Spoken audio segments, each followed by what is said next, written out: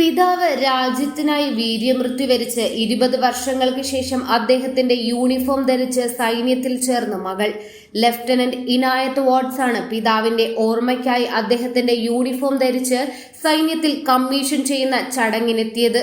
Lieutenant റാങ്കിലാണ് Inayat ഇപ്പോഴുള്ളത്.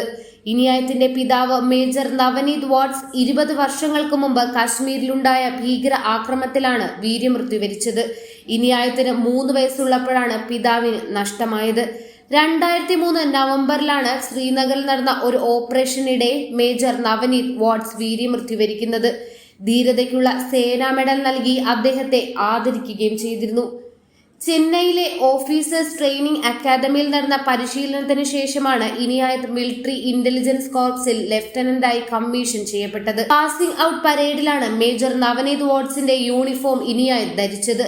Indian ആർമിയുടെ ഔദ്യോഗിക അക്കൗണ്ട് വഴിയാണ് ഇനായത്തിന്റെ ചിത്രങ്ങളും പിതാവിനെ കുറിച്ചുള്ള വിവരങ്ങളുമെല്ലാം പുറത്തു വന്നിരിക്കുന്നത്. ഇനായത്തിനെ സൈന്യത്തിലേക്ക് സ്വാഗതം ചെയ്തുകൊണ്ടാണ് ഈ കുറിപ്പ്. ഇനായത്തിന്റെ അമ്മ ശിവാനി വത്സനെയും ഈ ചിത്രങ്ങളിൽ കാണാൻ സാധിക്കും. കൂടുതൽ വാർത്തകൾ അറിയുവാനായി ഈ ചാനൽ സബ്സ്ക്രൈബ് ചെയ്ത് ഫോളോ ചെയ്യുക.